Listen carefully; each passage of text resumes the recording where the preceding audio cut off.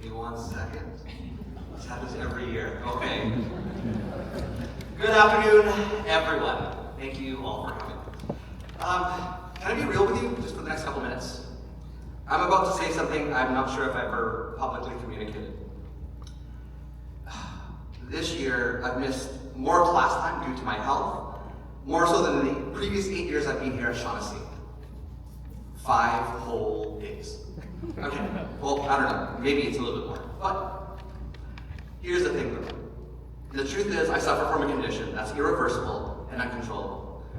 The medical or the technical term for it is getting old. Well, in an effort to align this theme of our class for this year, it's show, don't tell. I thought I'd start off with a few substitute teacher comments that were left for me when I actually was away. One said, your class is a dream come true. Another, they were polite, on task, and independent. I've never seen a class with so many leaders. Wow. And here's my personal favorite. Can I ask you, what are your strategies for having a class full of leaders and amazing students? To answer that, I was inspired by a science fair project this year, and it made me research about precious metals. Now, did you know, in order to get metals in their purest form, they have to be heated and refined. That heat is intense, but oh so necessary for the final form. Someone once asked a refiner and said, how do you know when it's going to be ready? And the answer was simple. When I can see a reflection. This year brought fire in the form of challenges, disappointments, victories, and growth. And when I look at this class now, I see resilience, kindness. I see hope, purpose, value, and family. I see reflections, not of me, but from all the people who have poured into you over the years. Your parents in the stands, your teachers over there, and your friends all around you. The one thing that I also see is, most importantly, the character that you've chosen to develop this year. It was the last day before spring break, and the kids were already filtering out, the bell had gone, and I had one student stick around with tears in her eyes. She told me, Mr. Nicanor, I don't know where I'd be if it wasn't for your class. I remember looking at her and just telling her, oh, don't be so silly. It's you. It's always been you. This year you didn't discover greatness. You chose to act on it. All I did was help you see what was already there. It's always been you.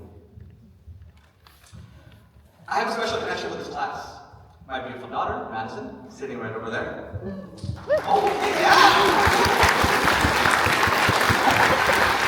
yeah! We started Shaughnessy the same year, so when her first year of kindergarten was my first year teaching at Shaughnessy. So this grade has always been close to my heart. And I heard they were good, I knew they were good, but I had no idea they'd be this good.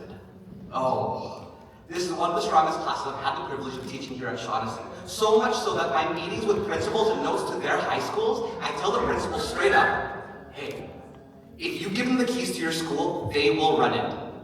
That's how much I believe in them. That's a true story.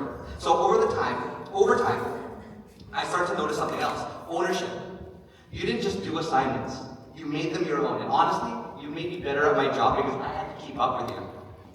About 3 weeks before the parent-teacher conference in April, so just a couple months ago, this class right here decided they didn't want to tell their parents they're learning. The shock. They wanted to show them. So they created Disneyland. Not me, it was their idea. They created Disneyland. Oh, it was so good. From the castle entrance with Mickey and Walt to so many iconic Disneyland landmarks, you should have seen it. They even prepared food that explained their science, creativity, and collaboration. It was incredible.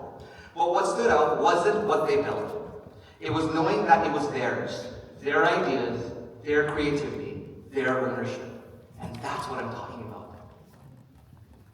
Everyone sees the what, but they don't know the why behind Division 2. So every year, I actually get younger students, and they come up to me in the hallway, and they stop me, and they say, Mr. Nicanor, is there a way I can be in your classroom in the future? I don't know why they sound like my cousin. You can talk about that later. I go down to their level, I make eye contact, and I tell them the truth. I usually smile and say, It's hard.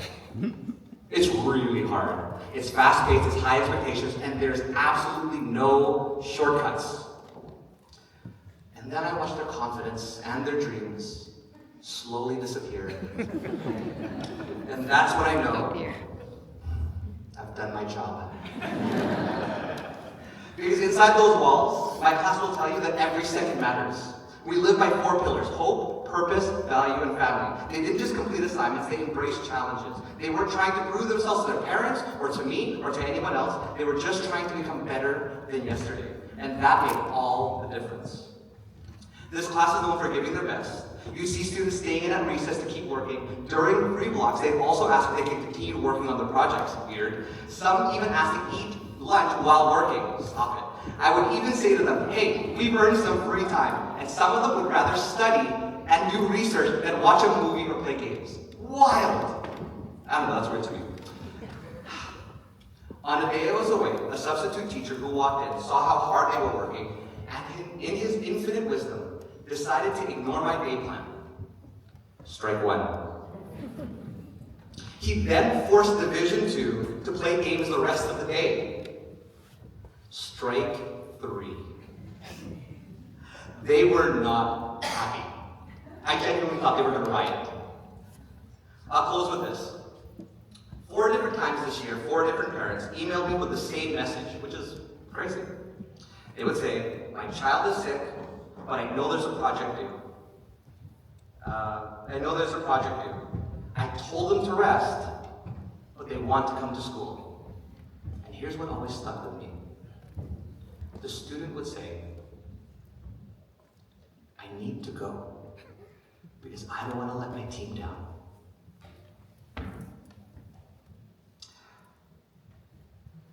Maybe now I can finally answer the question, what are your strategies of having a class full of leaders and amazing students? Honestly, I don't think there ever was a strategy. But there was hope, there was purpose, there was value, and there was family. And there was a group of students who chose day after day to live those things out. Because the truth is, I don't think it was ever about a strategy. I think it was about you. It was always you.